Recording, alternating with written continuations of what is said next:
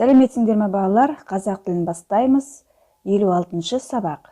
Сөйлемдегі сөздердің байланысы.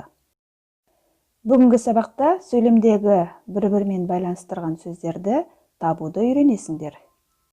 23-ші жаттығуда өлеңді мәнерлеп оқып көрейік.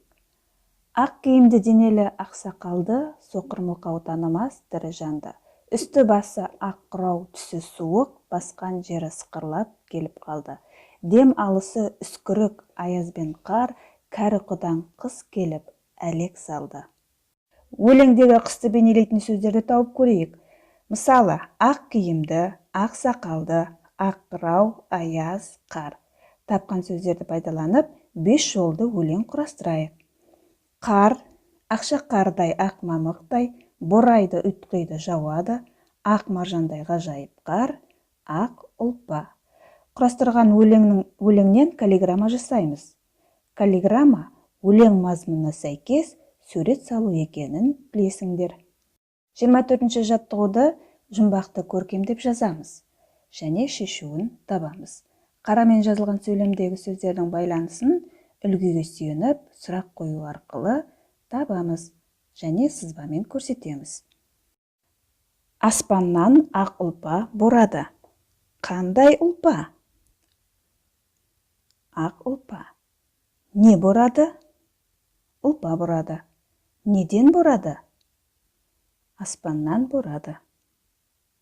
25-ші жаттығуда берілген сөздердің ішінен табиғатқа қатысты сөздерді мына сызбадағы сөздерге сәйкес келетінін анықтап көрейік. Үскірік, аяз, ұлпа, қар, ақша, бұлт, шалқар, көл, қарлы, боран. 26-ші жаттығуда мақалды оқып жатқа жазып көріңдер. Сөйлемдегі сөздердің байланысын сұрақ қойып сызба арқылы тауып көрейік. Ағын су арнасын табады. Қандай су? Ағын су. Несін табады? Арнасын табады. Не табады?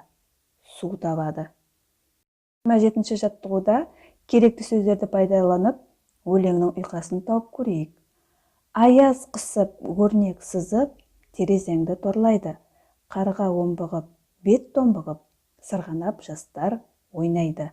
Кейде ұлып, кейде ысқырып, ұйтқып боран соғады. Балалар, бүгінгі тапсырмалар сендерге түсінікті болды деп ойлаймын.